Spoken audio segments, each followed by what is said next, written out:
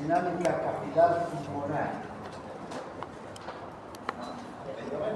Capilar es acabar el cuando hay una insuficiencia cardíaca con la presión en la aurícula izquierda, los capilares pulmonares.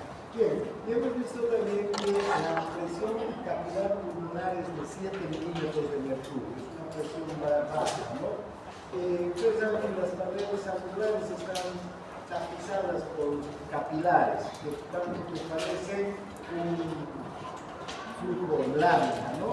Los capilares casi se tocan entre sí, entonces están ahí uno al lado del otro, como hemos hecho ese dibujo ayer del alveolo. La presión a nivel del capilar es de 7 milímetros de mercurio. ¿Cuánto tiempo tarda la sangre en pasar por un capilar?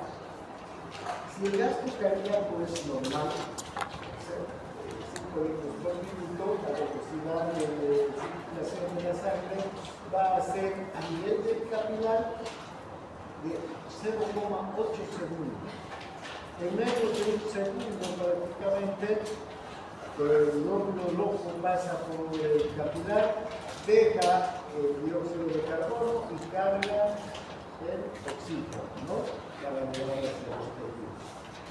Ahora, si el gasto cardíaco aumenta, la velocidad es mayor todavía, 0,3 segundos pasa el lóbulo rojo por el capilar.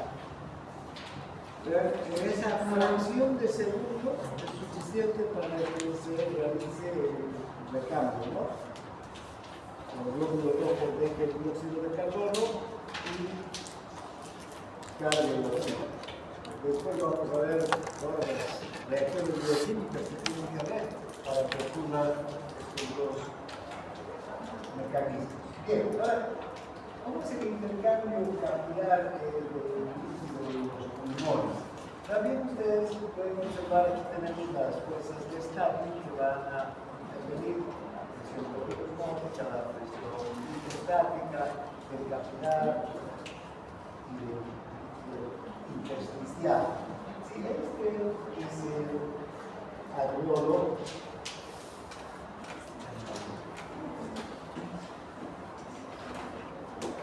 si este es el alveolo, entonces este es el alveolo, aquí está la sustancia surfactante, ¿no es verdad?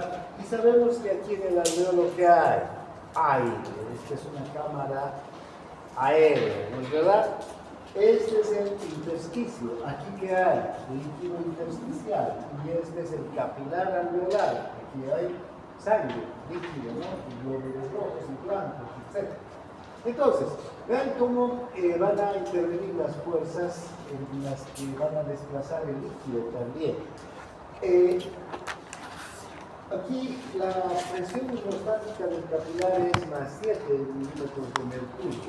La presión coloidosmótica es 28 milímetros de mercurio. La presión hidrostática a nivel del intersticio es 8 milímetros de mercurio y la presión coloidosmótica, hay presencia de proteínas, ligera presencia de proteínas, es de 14 milímetros de mercurio. Ahora, vean que si observamos estas fuerzas que van a intervenir, vamos a tener fuerzas que van a favorecer la salida del líquido desde el capilar hacia el intersticio y fuerzas que van a favorecer la entrada del líquido desde el capilar, desde el intersticio hacia el capilar. ¿Cuáles van a ser las fuerzas que van a favorecer la salida del líquido desde el capilar al intersticio? 7 milímetros de mercurio, ¿no? Es una presión positiva. Esta es una presión negativa, menos 8 milímetros de mercurio. Se va a sumar a 7. ¿Cuánto ya tenemos aquí? 15 milímetros de mercurio. Y esta, que es la presión coloidosmótica, también se va a sumar a la salida de líquidos. 15 más 14, 29. ¿Sí? Esas fuerzas hacen que el líquido salga desde el capilar hacia el intersticio. Ahora, ¿cuáles son las fuerzas que se oponen a la salida del líquido o que retornan el líquido desde el intersticio hacia el capilar? La única fuerza es esta, la presión coloidosmótica del plasma. Entonces, la presión neta de filtración va a ser 29 menos 28, ¿cuánto? 1 milímetro de mercurio. Entonces, aquí no hay filtración, una filtración muy alta de líquidos, ¿no? El intercambio del líquido aquí es bajo. Ahora, una cosa que además tenemos que tomar en cuenta es que este líquido que queda en el intersticio no va, el líquido que va a quedar por esta, digamos, presión favorable, esta presión neta favorable a la filtración del líquido desde el capilar hacia el intersticio, este líquido va a retornar hacia la circulación a través de los linfáticos, y los linfáticos, como ustedes pueden ver, tienen presiones negativas, ¿no? Estas presiones negativas favorecen la salida del líquido desde el intersticio hacia el sistema linfático, y este líquido que queda aquí entonces no va a pasar hacia el alveolo, porque si quedara mucho líquido o aumentara mucho esta presión neta de filtración, ya el líquido que saldría por los linfáticos sería insuficiente para llevarse toda la cantidad de líquido que hay en el intersticio. ¿Y qué empezaría a pasar? El líquido hacia el alveolo, ¿no? Y produciría un edema pulmonar, ¿sí? Entonces, aquí vienen las fuerzas de salida, la presión media de infiltración, la fuerza neta, ¿no? Que va a favorecer. Entonces, cuando hay edema pulmonar, cuando hay un factor que aumente la presión del líquido intersticial pulmonar. Si aumenta la presión del líquido intersticial pulmonar, desde luego ya el líquido que se va por los linfáticos va a ser insuficiente para llevarse todo el líquido que se acumula en el intersticio, y luego ese líquido va a empezar a pasar hacia el alveolo. ¿Cuáles son las principales causas? Ya hemos visto la insuficiencia cardíaca, va a generar ¿qué cosa? Que aumente la presión venosa y aumente la presión hemostática del capilar, y desde luego aumentar la filtración desde el capilar hacia el intersticio, y eso va a hacer que aumente la presión hemostática del intersticio, ¿no?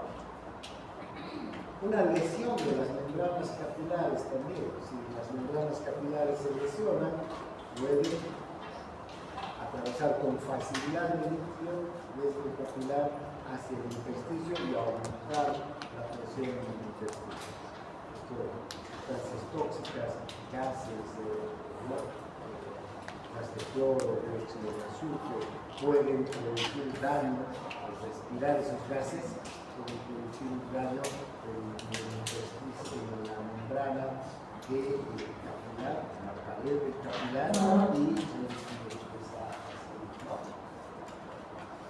incluso no solamente va a salir líquido, sino junto con el líquido proteínas plasmáticas, y si salen proteínas plasmáticas en el intersticio, que va a aumentar además la presión coloidosmótica del intersticio. Ya no va a ser de 14, sino puede ser de 20, de 30, y entonces la reacción del líquido va a ser mayor, ¿no? Bien. Luego, ya sabemos que la pleura es la serosa que rodea, cubre al pulmón. Esta pleura permite al pulmón deslizarse sobre las paredes del tórax, ¿verdad? Tenemos una pleura parietal, una pleura visceral. Entre estas dos pleuras que vamos a tener un espacio virtual que está ocupado por el líquido pleural.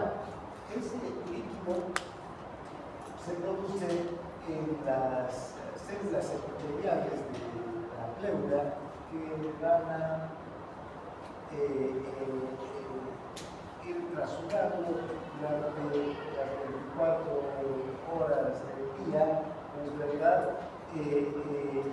Para producir líquido, y este líquido no está estancado, es un líquido que circula, ¿no? Entonces, todos bien, todas estas células de la pared de la pleura, visceral de la pleura parietal, producen el líquido circula.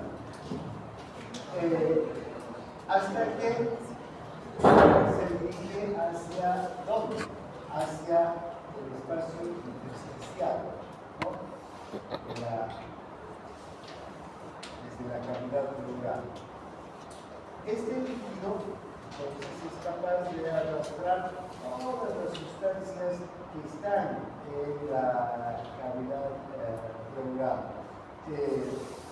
De hecho, es un grupo polisacárido, que es un líquido que sirve de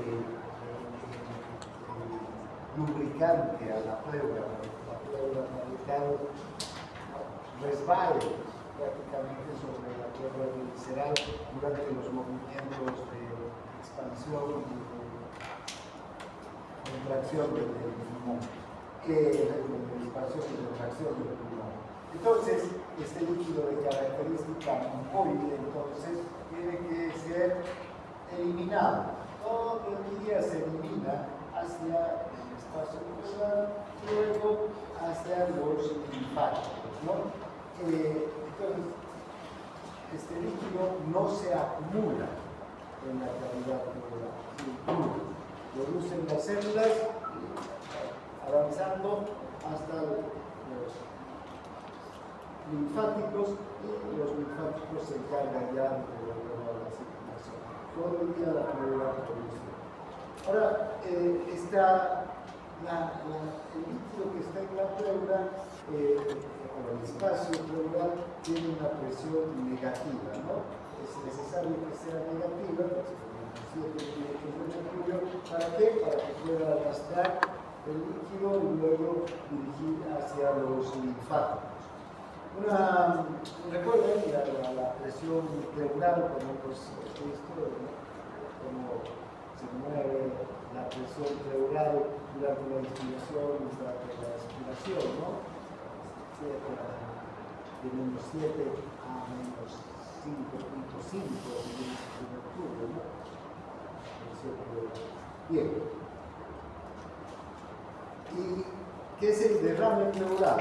No es nada más que la acumulación de líquido en el espacio pleural. Ya sabemos que este es un espacio virtual que está ocupado por esa sustancia mucoide, que lo vamos a llamar el líquido pleural, pero este es un líquido que no ocupa realmente espacio aquí, ¿sí? Circula solamente favoreciendo la lubricación de las dos pleuras y se va eliminando constantemente. Cuando se acumula líquido en la pleura, podemos hablar de edema de la cavidad pleural. Y hay varios tipos de líquido que puede acumularse, ¿no?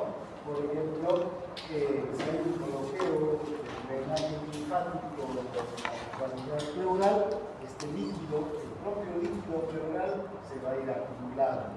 En una insuficiencia cardíaca también puede haber trasudado de líquido y va a evitar que haya la circulación del líquido y se puede acumular líquido en la cavidad pleural.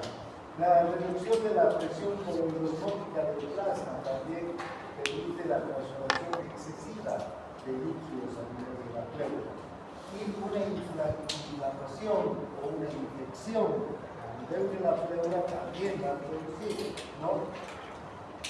Que haya acumulación de líquido. Todo esto puede producir un derrame pleural. Y Incluso cuando hay una infección puede haber pus. En otras circunstancias también puede haber una acumulación de sangre, la hemorragia, eso lo conocemos como tórax. Puede, si hay un trauma, entrar aire en la cavidad pleural, y eso se conoce como neumotórax. Todas estas circunstancias, acumulación de líquido en la cavidad pleural, ¿qué es lo que van a determinar? Que los pulmones no se puedan expandir libremente, ¿no? Entonces habría una dificultad a respirar. Bien, entonces, aquí tenemos este tema de la circulación pulmonar. Ahora, vayamos al próximo tema. Ahora hablaremos ya del intercambio gaseoso, la difusión del dióxido de carbono y de oxígeno a través de la membrana respiratoria. Recuerden, la membrana respiratoria son todas esas 6 capas que están entre el alveolo y el capilar, ¿no? Recuerden, una primera capa de líquido alveolar, luego una segunda capa de alveolar, una membrana basal alveolar, luego está el intersticio, luego está la membrana basal del endotelio, ¿no? El capilar, y finalmente el endotelio. Son 6 capas. Esas 6 capas tienen que atravesar el oxígeno y el dióxido de carbono. El oxígeno desde el alveolo hacia el capilar y el dióxido de carbono desde el capilar hacia el alveolo. Bien, ahora, ¿cómo hacen los gases para moverse, no? Como ya sabemos, los gases se mueven mediante difusión, ¿no? Y todos los gases entonces respiratorios, oxígeno, dióxido de carbono, se van a mover libremente entre sí a través de la difusión. Ya sabemos que la difusión no es nada más que el movimiento aleatorio de las partículas que se mueven gracias a su propia energía cinética, que chocan entre sí, se impulsan, ¿no es verdad? Chocan entre sí, chocan en las paredes del recipiente que los contiene. Podríamos decir que cuanto más partículas hay, mayor es el movimiento. Cuanto menos partículas hay, menos es el movimiento.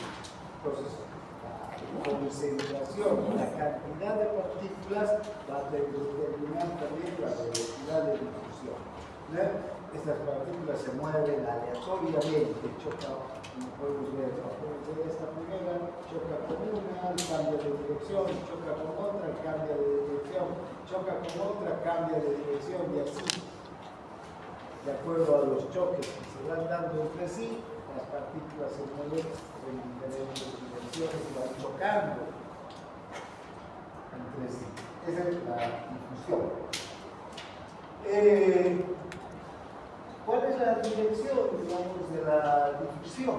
La difusión va a ir de un lugar de mayor concentración a un lugar de menor concentración. Fíjense en este tubo, por ejemplo, podemos ver que en el lado A hay una alta concentración de partículas, son moléculas de gas.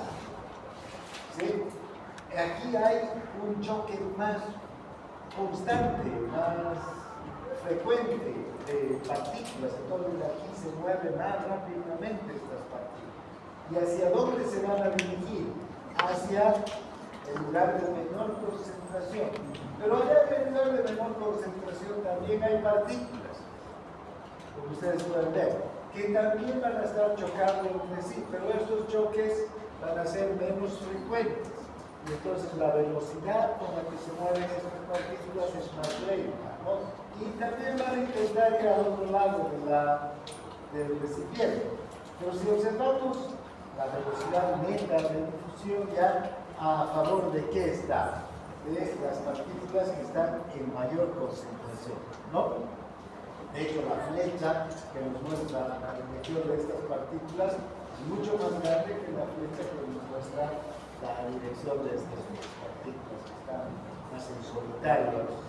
Bien, entonces, ya sabemos que un gas se va a mover por difusión de un lugar de mayor concentración a uno de menor concentración. Ahora, cuando hablamos de los iones, por ejemplo, que están en el agua, ¿no?, en una solución, también se mueven de un lugar de mayor concentración a uno de menor concentración, por difusión. En el caso de los gases, ya no vamos a utilizar el término concentración, ¿sí?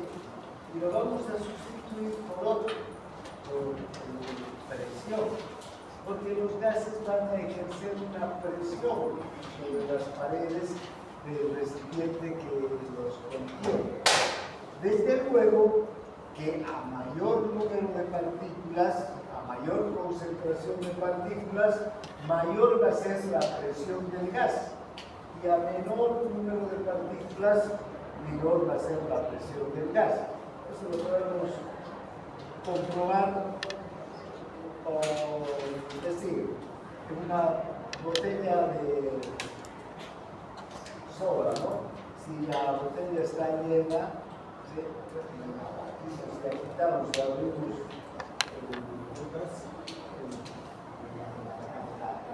tapa, ¿verdad?, va a salir una gran cantidad de gas porque hay una presión muy alta, ¿no?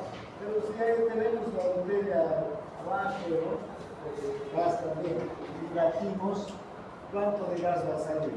Poco, ¿no? ¿Por qué? Porque hay menos concentración de gas en esa cantidad de líquido. O también podemos ver en una botella, en una garrafa de gas. Si la garrafa de gas está llena y abro la válvula, ¿cómo va a sonar? Con fuerza, vamos a sentir incluso que el gas está saliendo. Si la garrafa está casi vacía y abro la válvula, va a salir también, ¿no? Pero menos fuerza. Entonces, recuerden, la concentración y la cantidad de gas va a determinar la presión del gas. Entonces, todos los gases van a ejercer una presión sobre las paredes del recipiente que la tiene. Ahora, esa presión está producida por los múltiples impactos que da el gas que está en constante movimiento sobre la pared, sobre la superficie del recipiente. Puede ser el alveolo, puede ser una botella, puede ser también el capilar, ¿no?, pero va a ejercer una presión o la membrana celular.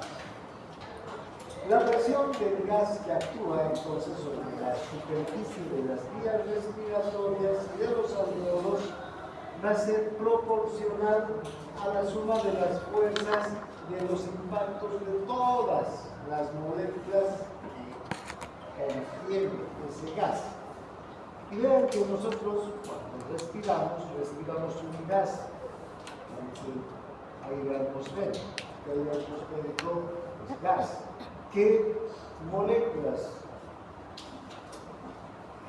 componen el aire atmosférico? Oxígeno, dióxido de carbono, nitrógeno, vapor de agua, helio.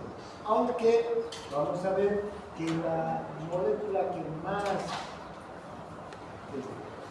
tiene mayor concentración en el aire atmosférico es el nitrógeno.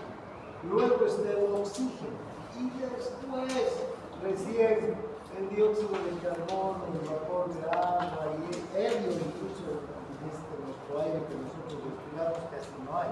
El helio está más, digamos, las capas más externas de la atmósfera. Pero en el aire que respiramos está nitrógeno, oxígeno, algo de dióxido de carbono y algo de vapor de agua. Los dos gases mayoritarios son el nitrógeno, el principal y el dióxido y el oxígeno. ¿Ya? Ahora, entonces, ¿nosotros qué respiramos? Una mezcla de gases.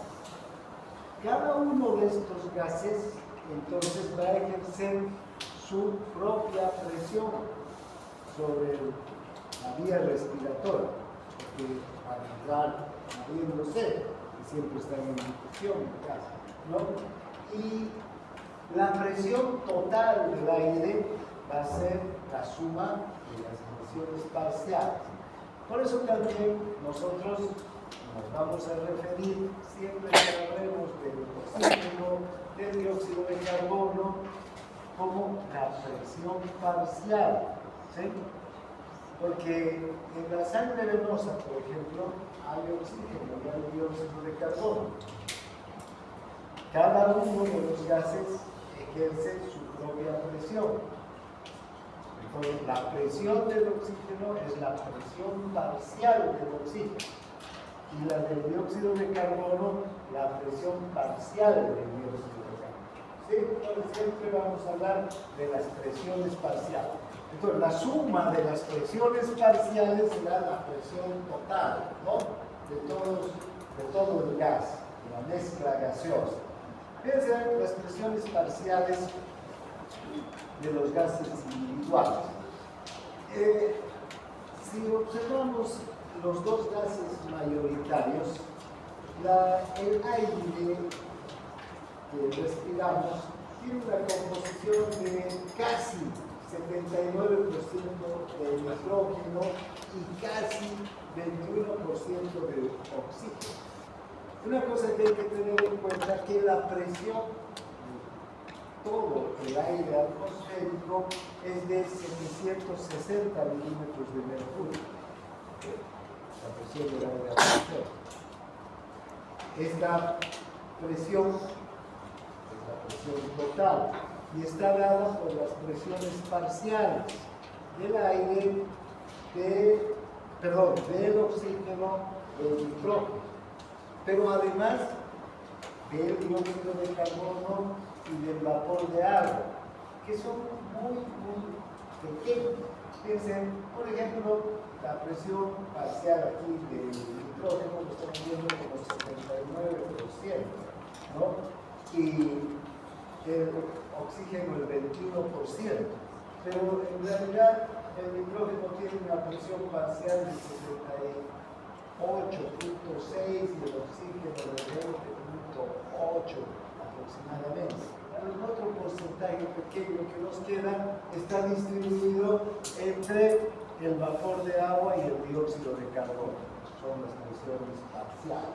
Pero como estos gases son mayoritarios,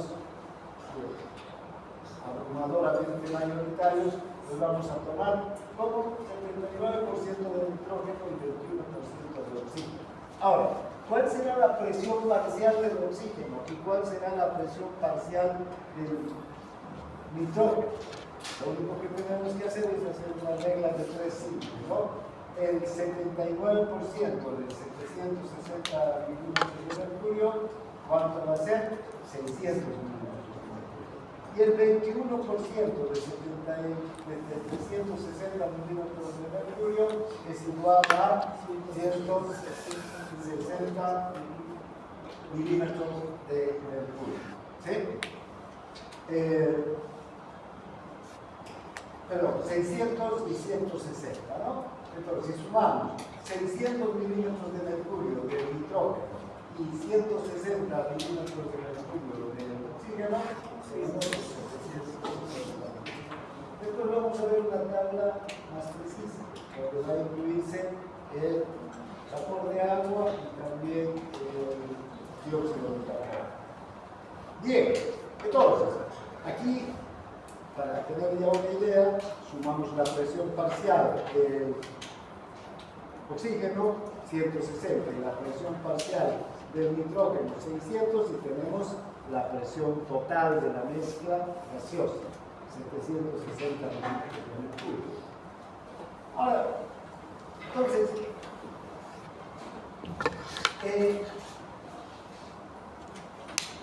los gases, cuando están como una mezcla gaseosa, en una fase gaseosa, ejercen una presión parcial. Cada gas su propia presión y la mezcla total, la suma de todas las presiones parciales. Lo mismo va a ocurrir con los gases que se disuelven en el agua y en los tejidos.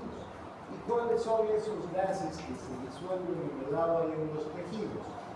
El oxígeno y el dióxido de carbono.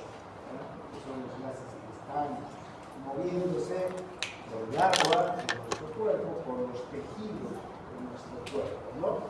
También se mueven de la misma manera, por difusión, chocan aleatoriamente entre las partículas del gas y se dirigen de un lugar de mayor concentración a un lugar de menor concentración. Bien. Vean, aquí tenemos los factores que van a determinar la presión de un gas disuelto en un líquido. No todos los gases se van a disolver en un líquido. Eso va a depender del coeficiente de solubilidad del gas. ¿Cuán soluble es un gas en un líquido?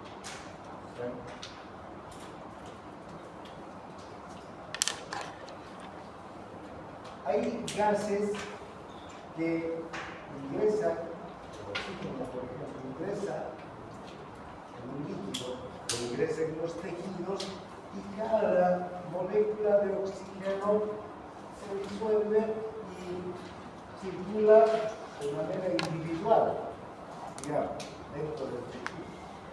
Hay otros gases que ingresan al líquido o al tejido y lo que hacen es atraerse y juntarse y forman burbujas. En esos gases el coeficiente de solubilidad es bajo, o sea, no son solubles, lo que tienden es a juntarse. El nitrógeno es un gas que tiende a juntarse. En realidad, cuando nosotros soplamos una bombilla y salen burbujas, esas burbujas están determinadas principalmente por quién, por el nitrógeno.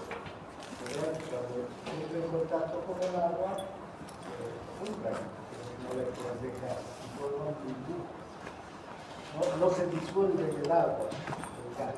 En cambio, el oxígeno es capaz de disolverse y de circular cada molécula independientemente. ¿Se entiende? ¿Sí? Bien. Eso depende del coeficiente de solubilidad. ¿Verdad? Por eso dice, algunos tipos de moléculas son atraídos física o químicamente por el agua, otras son repelidas, ¿no? Estas que son atraídas por el agua se van a disolver, las otras son repelidas y se van a formar burbujas y van a salir hacia la superficie del agua o de los tejidos. Bien, ahora, fíjense el coeficiente de solubilidad de los gases a una temperatura corporal, 37 grados. El oxígeno tiene un coeficiente de solubilidad de 0,024. El dióxido de carbono de 0,57. El monóxido de carbono 0,018.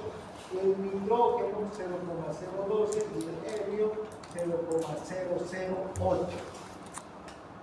¿Cuál será el gas más soluble? El que se solubiliza con mayor facilidad en el líquido o en los tejidos. El que tiene el coeficiente de solubilidad más alto. ¿Y cuál es ese? El dióxido de carbono. El dióxido de carbono es 20 veces más soluble que el oxígeno. ¿Sí? Estos dos gases, incluido el monóxido de carbono, entonces pueden circular fácilmente por los tejidos. De hecho, cuando respiramos nosotros, ¿no? El nitrógeno que respiramos no ingresa a la circulación. por este bajo coeficiente de solubilidad. No atraviesa la membrana respiratoria porque no se solubiliza en el agua de los tejidos, queda en el alveolo. Entonces, respiramos una molécula de nitrógeno y esa molécula de nitrógeno se queda en el alveolo, choca contra la pared del alveolo, digamos, porque no es capaz de solubilizarse, no es atraído por el agua y por el tejido.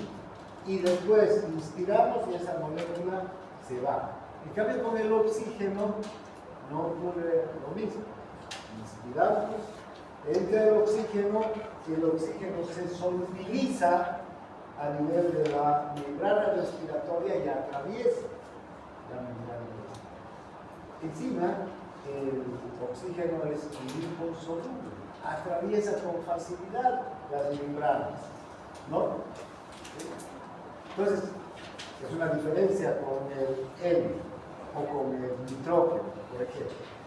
O sea, vean la coeficiente de solubilidad entonces del oxígeno y del dióxido de carbono es alto. En cambio del nitrógeno y del helio es muy bajo, no se solubiliza, no pasa la membrana respiratoria. Un gas que sí tiene también un coeficiente de solubilidad relativamente alto y que atraviesa la membrana respiratoria es el monóxido de carbono, que tiene un coeficiente de solubilidad parecido al del oxígeno. Por eso es que cuando hay un incendio, por ejemplo, y los materiales orgánicos se queman y liberan monóxido de carbono y se respira ese gas, va a ingresar hacia el organismo y lo que va a hacer es ocupar el lugar del oxígeno en la hemoglobina y le va a producir asfixia, ¿no? Nosotros vamos a cáncer, no va a haber oxígeno en nuestros tejidos. Las personas que mueren en los incendios generalmente primero mueren por intoxicación, fuego, a no ser que se caiga directamente del fuego, ¿no? Queden ahí. Pero si es solo quedan atrapados en un incendio, lo primero que les mata es la intoxicación con monóxido de carbono, por este coeficiente de solubilidad alto que tiene el monóxido de carbono. Si tuviera un coeficiente de solubilidad tan bajo como el helio, por ejemplo, podríamos pasar tranquilos a través del incendio, del humo del incendio, porque no se solubilizaría con los sostenidos. Bien, ahora, nuestros gases respiratorios entonces tienen la capacidad de pasar de una fase gaseosa, como la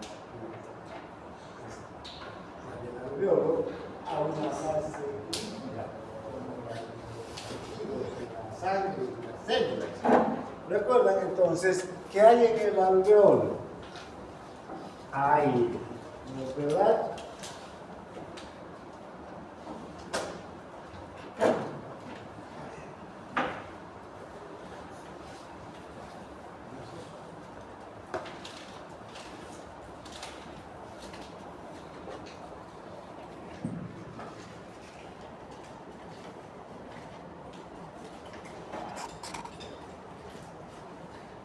Entonces aquí en el alveolo está el oxígeno, además está el nitrógeno, hay también dióxido de carbono, hay ¿qué más?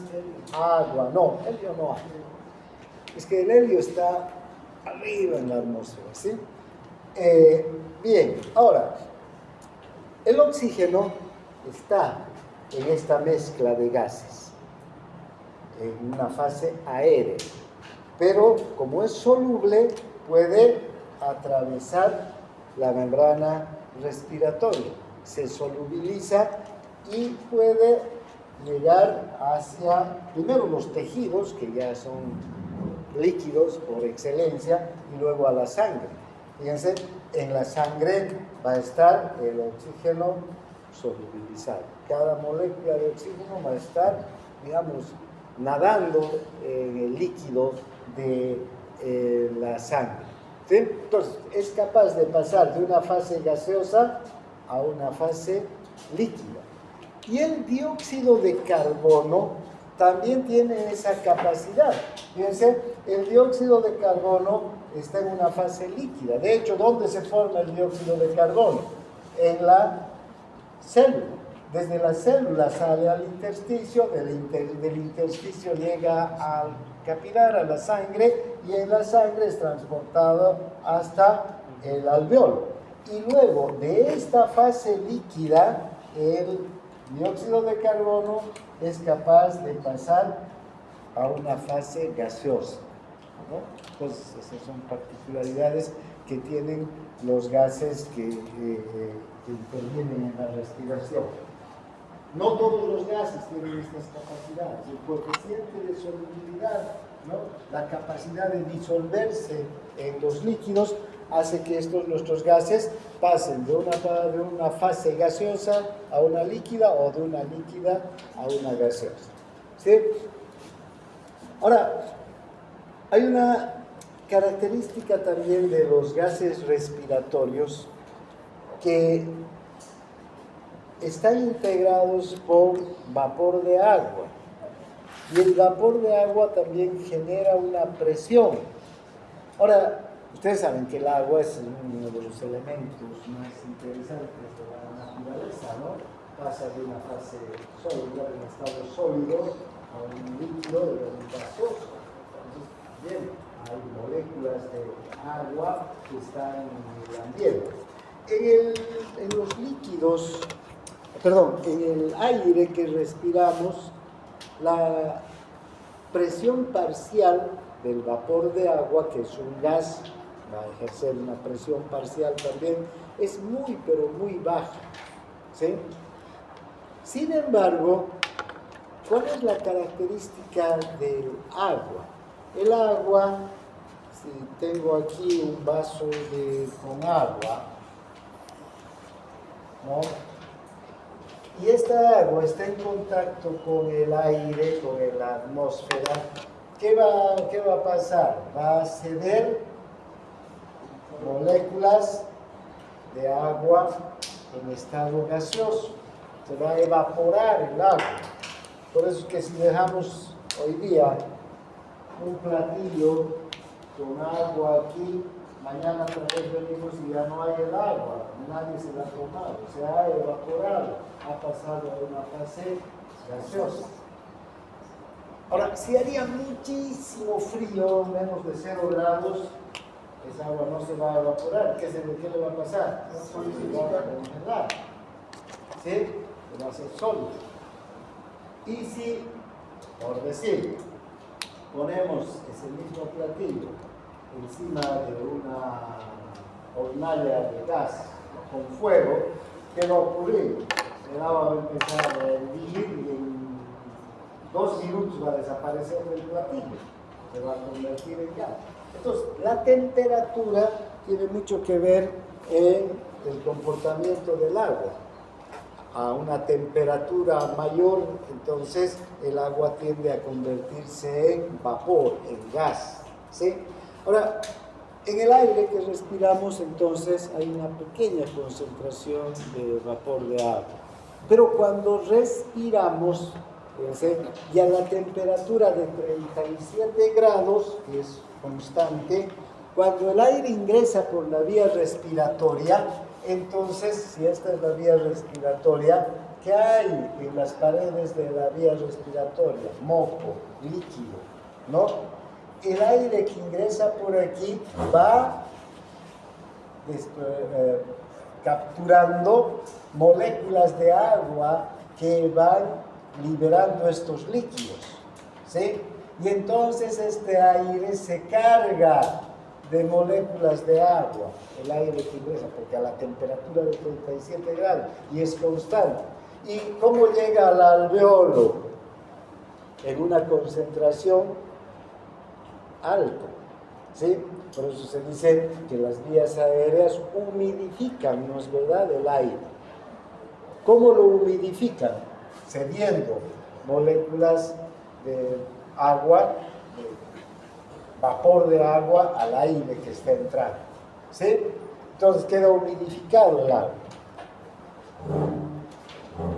Si hay más agua, entonces vapor de agua en el alveolo, la presión parcial del vapor de agua en el alveolo es mayor que la presión parcial del vapor de agua fuera del alveolo, en el aire que respiramos. ¿Cuánto va a ser la presión parcial del vapor de agua a nivel del alveolo? Ya de 47 milímetros de mercurio.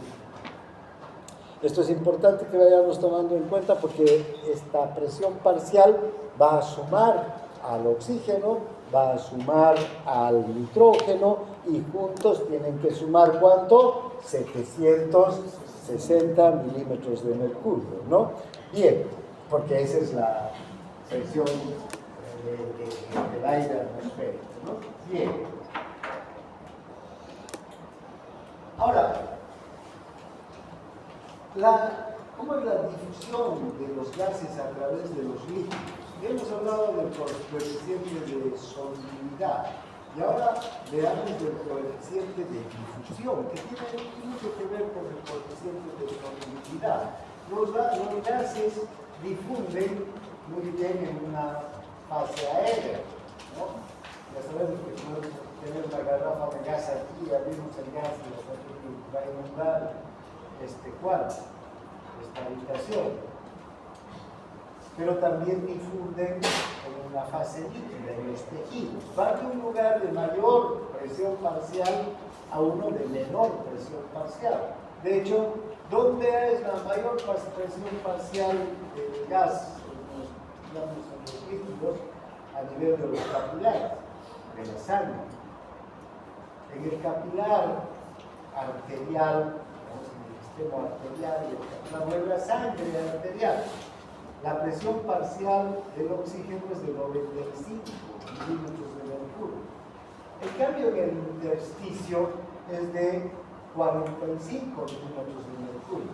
Es esa diferencia, ¿no? Es alta. 40 milímetros de mercurio. Entonces, ¿hacia dónde va a ir el oxígeno? Del capilar al intersticio. Y en la célula, la presión parcial de oxígeno es de aproximadamente entre 23 y 5 milímetros de mercurio. Todo depende de la actividad de la célula. ¿Dónde es mayor la presión parcial? En el intersticio. ¿Y dónde menor? En la célula. ¿Y hacia dónde se va a dirigir el gas? Por difusión, al interior de la célula. Fíjense cómo los gases se mueven por diferencia de presión, por difusión, ¿no? Lo mismo ocurre con el dióxido de carbono.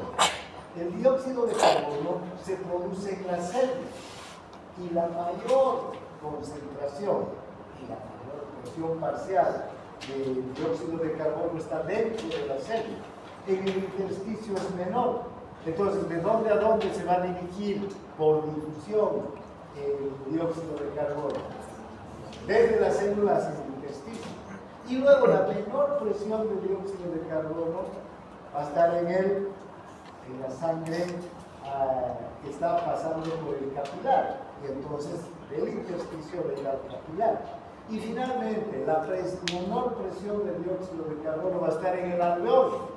Y al estar pasando la sangre por el capilar alveolar, ¿hacia dónde se va a dirigir? Hacia el alveolo, para salir afuera. Entonces los gases se mueven por difusión, ¿ya? Ahora, todos los gases se van a mover por difusión. Ahora, hay coeficientes de difusión relativos de los gases también, ¿no? Vean, el oxígeno, si le ponemos al oxígeno un valor, un coeficiente de difusión de 1, vean, el dióxido de carbono tiene un coeficiente de difusión de 20.3. Recuerda que el dióxido de carbono es 20 veces más soluble que el oxígeno. tiene que ver este coeficiente de difusión también con la solubilidad del gas, ¿no? El monóxido de carbono es muy parecido al oxígeno, ¿no? 0,81, también difunde bien el dióxido de carbono en los líquidos. En cambio, el nitrógeno y el helio no difunden bien en los líquidos, no son atraídos por los líquidos, ni por el agua que está en los tejidos corporales. Entonces no difunden. Entonces son los coeficientes de difusión. Ahora, otra característica que tenemos que tener de los gases que nos importan es que son muy solubles en líquidos. No solamente se solubilizan en los líquidos, sino también en los líquidos. Si la membrana fuera solo de proteínas, le costaría pasar al gas, ¿no? Pero como la membrana es de fosfolípidos, el gas es liposoluble, atraviesa como si no hubiera membrana en la célula y en las membranas biológicas en general. Entonces es una gran facilidad que tienen el dióxido de carbono y el oxígeno para moverse a gran velocidad por los tejidos corporales. La difusión de los gases en los tejidos y en las membranas respiratorias es casi igual a la difusión de los gases en el agua, tan rápida como en el agua pura. O sea, las membranas, las estructuras entonces por las que están compuestas las células no son un obstáculo para que se mueva el gas. En cambio, las membranas sí son un obstáculo para los iones, por ejemplo, ¿verdad? No hay iones liposolubles. Los iones que son hidrosolubles, ¿qué es lo que sucede con un ion? Chocan con la membrana.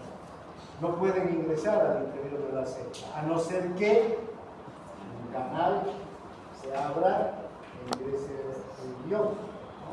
Para eso hay canal de sodio, para que salga el ion. ¿No es verdad? Bien, ahora, ¿cuál es la composición del aire alveolar? El aire alveolar no tiene ya las mismas características que el aire atmosférico, porque hay dos gases que se van a sumar en el alveolo. Va a haber nitrógeno en gran cantidad, va a haber oxígeno también, pero aquí va a aparecer el vapor de agua, ¿no?, que se ha ido sumando al entrar a la vía respiratoria. Se ha humidificado el aire, va a haber agua y además va a haber, ¿qué cosa? Dióxido de carbono, que está saliendo del organismo. Entonces ya no se parece mucho en la composición al aire que respiramos. El aire que respiramos tiene muy poco vapor de agua y muy poco dióxido de carbono. Fíjense en esta tabla cómo va cambiando la composición del aire a medida que ingresa al organismo. El aire atmosférico, el aire que está aquí en curso, tiene una presión parcial de 597 milímetros de mercurio, ya no los 600 de los que hemos hablado hace rato. ¿Cuánto por ciento? 78.62%. El oxígeno 159, no los 160, ¿no? ¿Y cuánto? 20.48%. Y fíjense, hay dióxido de carbono, pero 0,3 milímetros de mercurio es la presión parcial del dióxido de carbono, muy pequeña.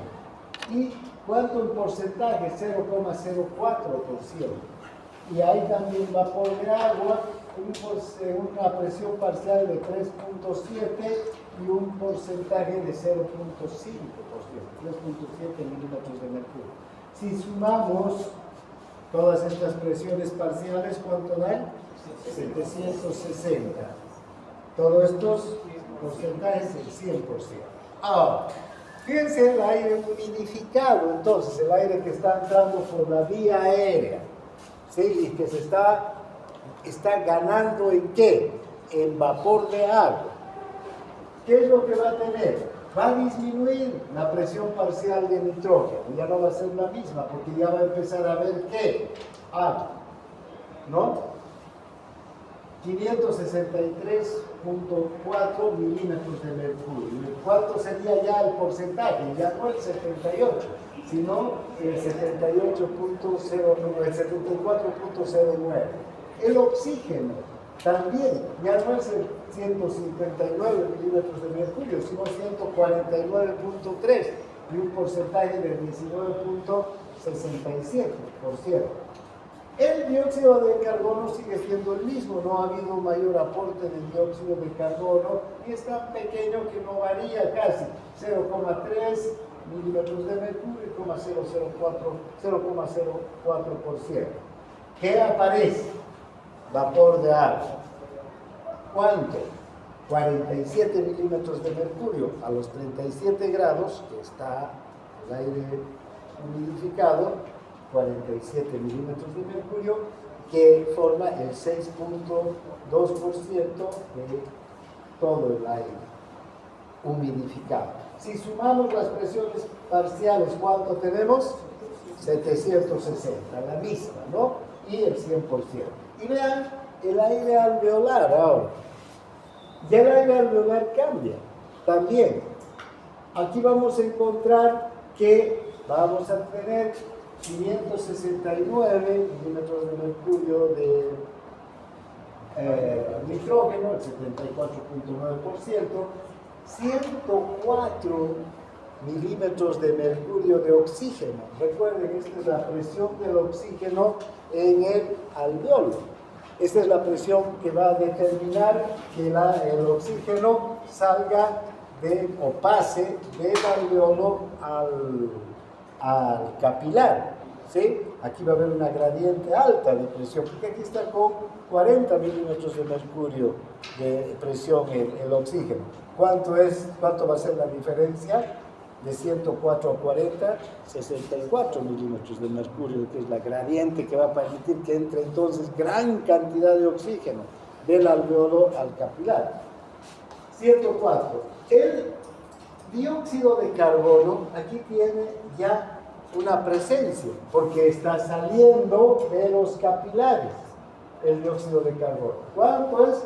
40 milímetros de mercurio de presión. ¿Y cuánto es el porcentaje? 5.3%. Y el agua va a seguir siendo la misma. Entonces, fíjense, aquí ya ha cambiado, ¿no? Aquí tenemos dióxido de carbono. Y el dióxido de carbono sale desde el capilar porque hay una diferencia de presión. Aquí es 45 milímetros de mercurio y aquí es 40. Entonces esta diferencia de presión hace que el aire, o el dióxido de carbono, perdón, siempre esté saliendo desde el capilar hacia el alveolo. Ustedes dirán, pero la diferencia entre el oxígeno 104 y 40 y del dióxido de carbono tan pequeño, pero la difusión del dióxido de carbono es tan intensa que equilibra o equipara a la del dióxido, de la diferencia, digamos, la gradiente del oxígeno, porque el coeficiente de difusión del oxígeno, ¿cuánto era? 1. Y el coeficiente de difusión del dióxido de carbono, ¿cuánto era? 20. Esta diferencia tan pequeña de 5 milímetros de mercurio no es significativa por el coeficiente de difusión tan grande que tiene el dióxido de carbono. Bien, ahora terminaremos con este cuadro. Vean, aquí está el aire expirado. Y el aire expirado cambia también. El que vamos a tener, reúno en un globo, digamos, todo lo que estoy expirando, va a cambiar.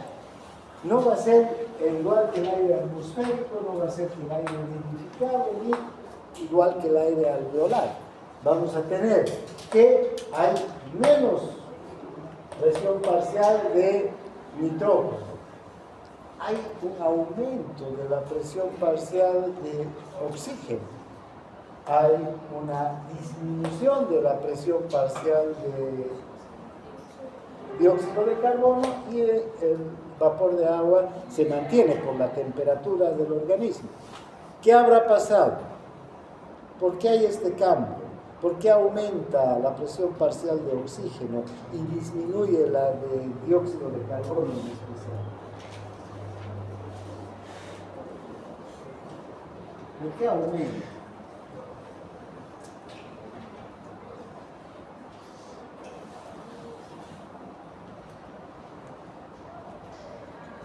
Bien, recuerdan que ¿cuál es el aire alveolar y cuál es el volumen del aire alveolar?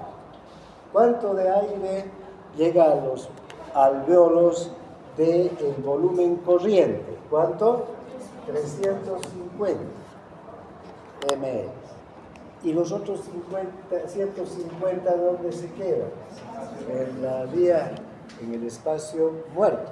Este volumen no se... este volumen, ¿sí?, no va a cambiar en su composición, va a tener las mismas características del aire humidificado, es decir, una concentración de oxígeno más alta y una concentración de una presión parcial, mejor, de oxígeno más alta y una presión parcial de dióxido de carbono más baja. Entonces, este aire, el aire alveolar, cuando estamos inspirando, se mezcla con el aire del espacio muerto y cambia la composición.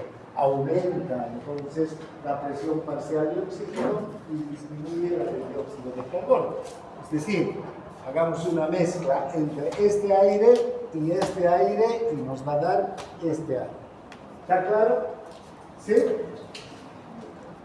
Porque no todo el aire de volumen corriente llega al alveolo, y solo el aire alveolar es el que se modifica de estas características, ¿no?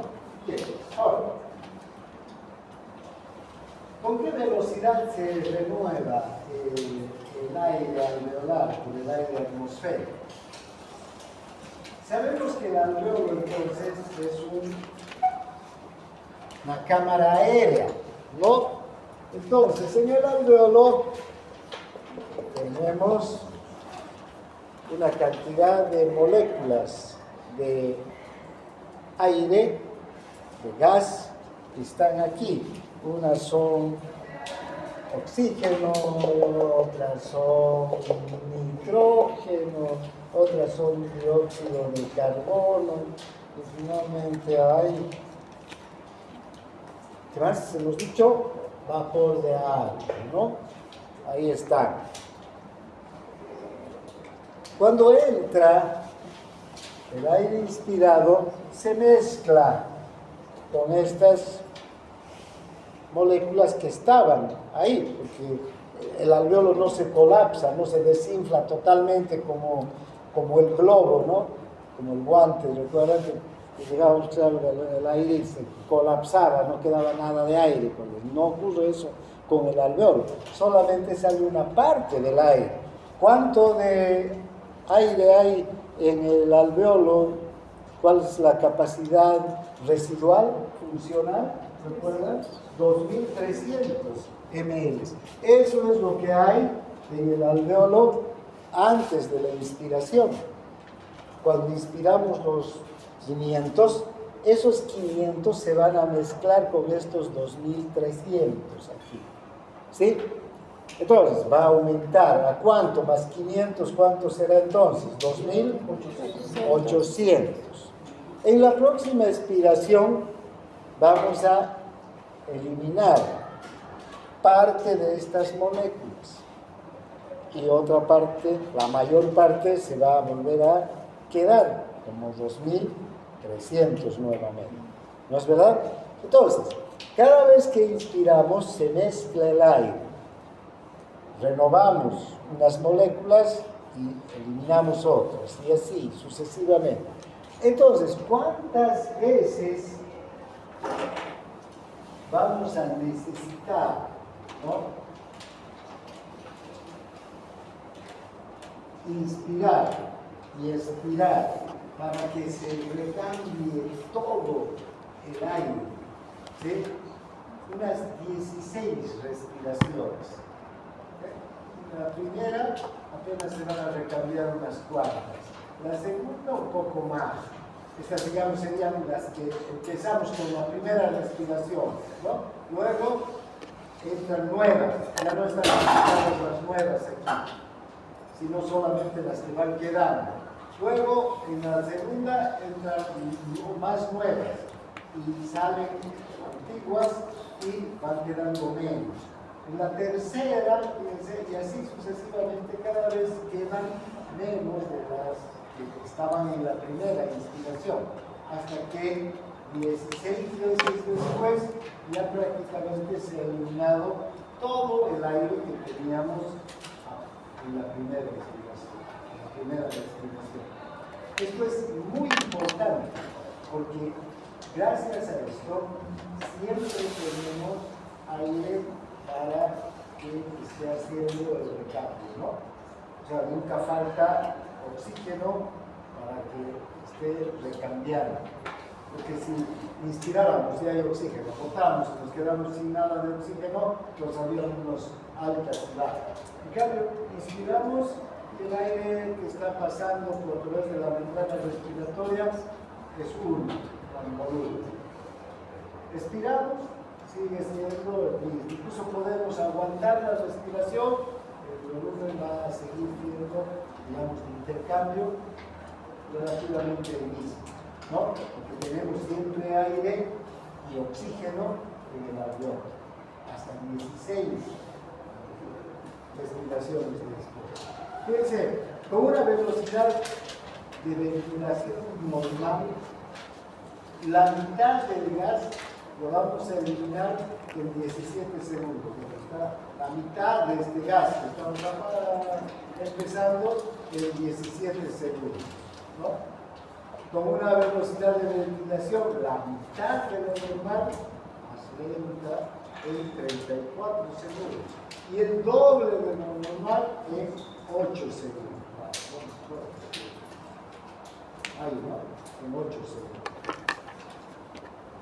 Entonces, esta lentitud con la velocidad que se sustituye el aire alveolar previene pues, los cambios súbitos de concentración de los gases y hace que siempre los gases se mantengan en concentraciones relativamente constantes, lo que favorece una difusión también constante de gases, ¿no? En especial de oxígeno, que debe entrar hacia el interior. Bien, a ver, tenemos 5 minutos.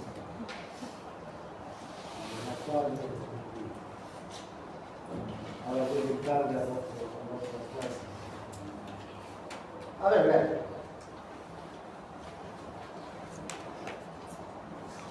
¿Cuál es la concentración y la presión parcial del gas en los alveolos?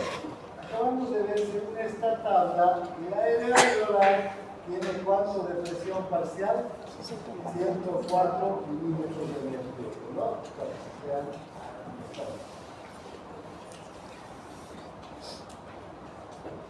Ahora, la velocidad, esta concentración o esta presión parcial de oxígeno en el alveolo tiene que ser relativamente constante, no puede haber variaciones. Es decir, hay, por ejemplo, si disminuye el 60% de la presión parcial, 70%, menos del 70%, ¿recuerdan ayer qué iba a pasar? Si disminuye el 70% de la presión parcial del gas en los alveolos, ¿qué va a pasar? Inmediatamente los bronquios se contraen, más que los vasos del pulmón se empiezan a contraer para redistribuir, ¿no es verdad?, la sangre. ¿Para qué? Para que la sangre vaya a lugares de mayor flujo. ¿Dónde es el lugar de mayor flujo? Las bases del pulmón. ¿Sí? Entonces, siempre tiene que mantenerse en 104. Entonces, ahora, ¿cómo está controlada esa presión parcial de oxígeno en el alveolo? Uno, por la velocidad de absorción del oxígeno hacia la sangre, ¿no? Que llega el oxígeno y tiene que pasar hacia la sangre. Si aumenta la velocidad de absorción del oxígeno, ¿qué va a haber? Va a disminuir la presión parcial del oxígeno en el alveolo. ¿Cuándo puede ocurrir esto? Cuando hacemos ejercicio. Más gas va a pasar porque necesita nuestro cuerpo de mayor cantidad de oxígeno. Pero también hay otro factor que va a controlar esto, la velocidad de entrada del oxígeno nuevo a los pulmones. ¿Sí? El oxígeno nuevo a los pulmones. Cuando hacemos ejercicio, también, ¿qué sucede? Empezamos a respirar más rápido, entonces hay una velocidad mayor de ingreso de aire a los pulmones. Entonces, estos dos factores van a controlar y tienen que estar perfectamente coordinados, ¿no? Por eso es que respiramos más rápido cuando hacemos ejercicio, porque empieza a salir o a pasar más oxígeno desde el alveolo hacia el interior y empieza a bajar la presión parcial del oxígeno. Entonces necesitamos mantener esa presión parcial alta para que siga pasando por difusión la cantidad necesaria de oxígeno al interior. Fíjense, a una frecuencia ventilatoria de 4.2 litros por minuto y un consumo de oxígeno de 250 mililitros por minuto, la presión parcial de oxígeno es de 104 mililitros, ¿no? Si se absorben 100 mililitros por minuto de oxígeno, la ventilación entonces debe aumentar 4 veces para mantener la presión de 104 mililitros de presión de oxígeno. Porque en la ventilación normal, ¿cuánto de oxígeno se absorbe? 250 mililitros por minuto. Si aumenta a 1000 mililitros, va a aumentar 4 veces. Entonces necesito respirar también, aumentar la frecuencia respiratoria en la misma medida, 4 veces más, ¿no? Para que entre la cantidad de oxígeno necesaria para que se abastezca los requerimientos del organismo. Y eso se va a mantener constante el aporte de oxígeno hacia el interior del organismo, siempre y cuando en el alveolo, entonces, siempre y cuando aquí, en el alveolo, la presión parcial de oxígeno sea ¿cuánto? 104. Si es 104 en reposo o 104 en actividad, va a pasar el oxígeno y va a ser capaz de abastecer las necesidades del organismo, ¿no? Bien. Incluso podría aumentar esa presión parcial en caso de una, digamos, actividad física muy exigente, ¿no? Cuando realmente hay un consumo de oxígeno por parte de las células mayor. Entonces, vamos a respirar con mayor intensidad y va a aumentar la presión parcial de oxígeno en el alveolo. Y eso va a ser a expensas de ¿qué?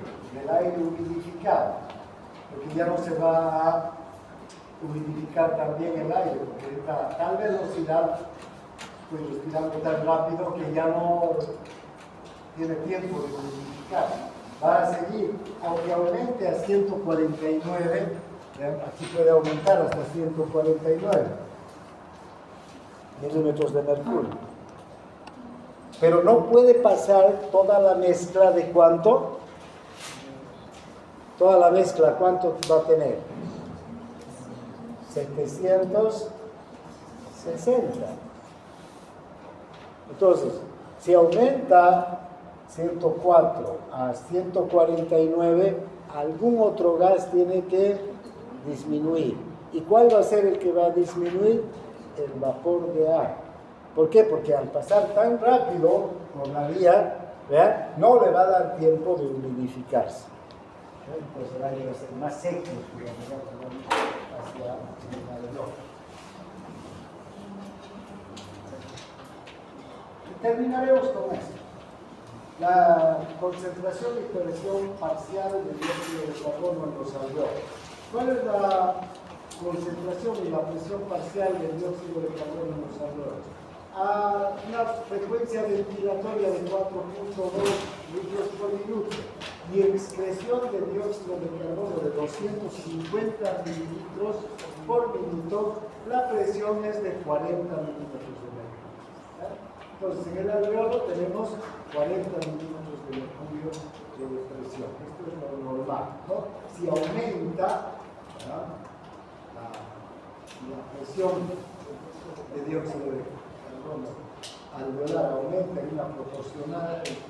una relación proporcional a la velocidad de excreción, eliminación del gas, también va a aumentar 4 veces, ¿no?, la frecuencia respiratoria si se excretan 800 mililitros de dióxido de carbono.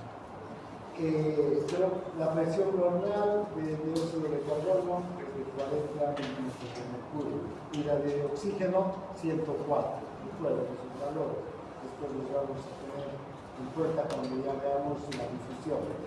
Y aquí tenemos el aire expirado, les decía hace un momento que se mezcla con quién, con el aire del espacio muerto, ¿no?, que va a cambiar su composición.